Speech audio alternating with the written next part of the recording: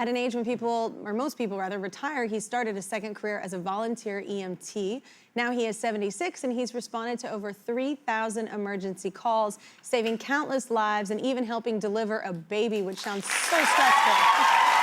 Please welcome Ed, or as his co-workers call him, Pops. Welcome to the show. Why, thank you, Kelly. Thank you for your service. This is an amazing thing that you're doing for people. It's a certain kind of personality that can take on a stressful environment like that and handle it. In those situations, is there an advantage to being older? I think there's a great advantage to being older. We have life experience. Yeah. In my particular case, I'm the same age as a lot of those old people that I have to help. Yeah.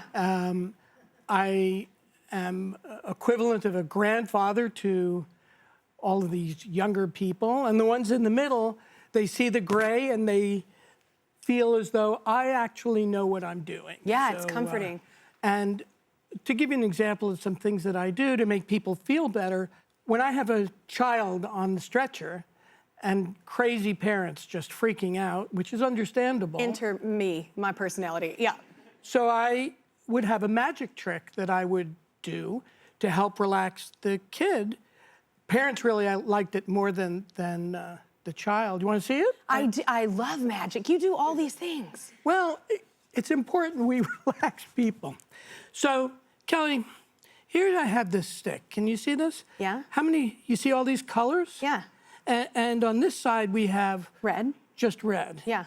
And on this side we have all these colors. 6 different colors, yeah. Right. Could you just tap that? Tap it. Boop. Tap it. So what's on the other side? Red. What color? No. No, wait. No, it's colors. No, what? It's colors. What are you doing? Here, tap it again. Let's see. So now we have red. Shut up. What did... Red. Colors. What are you doing? There you go. The kids don't like that? Oh, the parents. Listen. To calm a parent down is the toughest part of my job. No, I am sorry for all of us out there, yes. But that's such a healthy distraction as well for everybody in a stressful environment. So when you're older and you understand what fear is, and people need to deal with that, and we need to help them. And that's a big part of what EMTs and medics do. Yeah. Oh, my goodness. Well, this is a huge change from what you used to do. Tell everybody what you used to do. I used to be in advertising. I was a very successful creative director. Yeah. I was a hot shot. And then one time I, unfortunately, was in an accident. And my arm was paralyzed for many years, feeling sorry for myself. And there were strangers who came to help me. They would see me trying to cut a piece of steak, and they saw I couldn't do it because I only had one arm. And these strangers would just do it. And I decided back then that I needed to pay it back if I ever healed. Yeah. And I did heal, and here I am as an EMT. Wow. Way to take tragedy and turn that around. So how old were you when you became an EMT?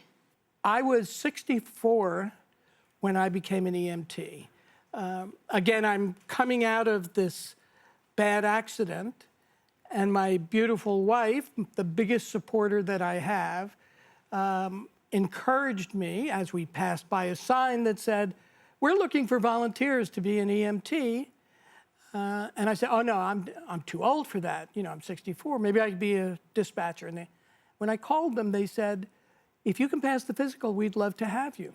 And there you go. But I owe it all to my wife. Ah. Welcome back, everybody. This hour we are celebrating people who show us it's never too late in life, whether that's pursuing a dream or giving back to your community. People like 76-year-old Ed, who pursued a second career as a volunteer EMT. Today, he's training the next generation of volunteer first responders. People like Ella, my next guest. Thank you for being here. Give it up for Ella. Thank you so much for having me. Absolutely.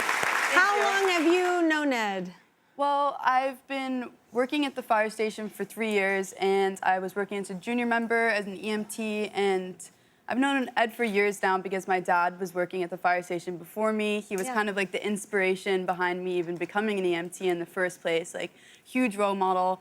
And very early on, I met Ed, and he was just like an inspiration to me. You know, he taught me so much, and even helped my dad and I, like through his training, save a life last December. I know what happened. Was it a yoga class? We were doing a day of forced family fun. My brother, my mom, and I, we went to hot yoga, and midway through in like the cardio section, a man in the front row goes into cardiac arrest. He passes out. He's convulsing a bit, and really quickly my dad and I realized like something's going on. I go up and we start assessing the patient. I do a rapid trauma assessment, an RTA, and hold the man's neck while my dad kind of assesses him. And when I feel his pulse start to slow down, I'm like, oh, Dad, like we gotta do something.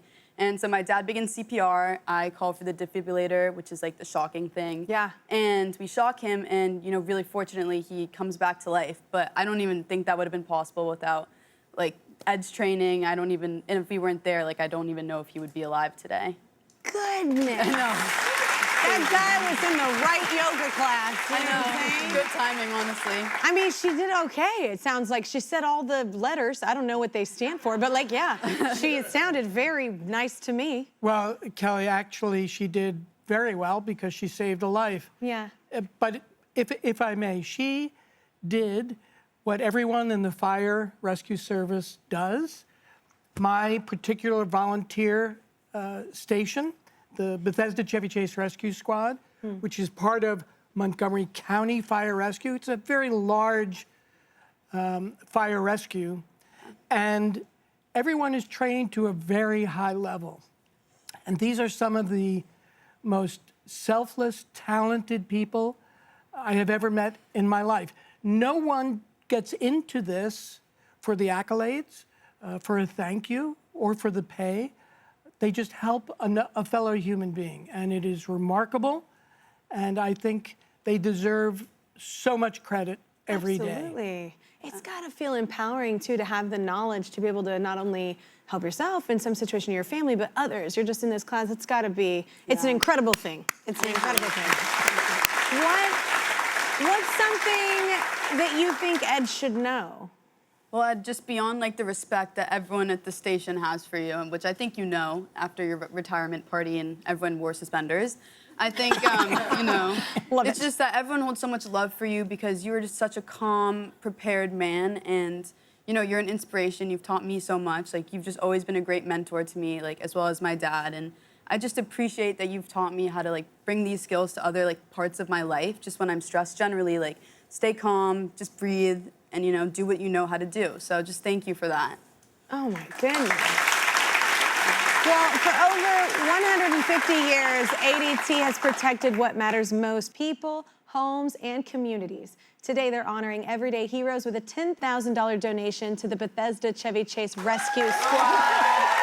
Thank you so much.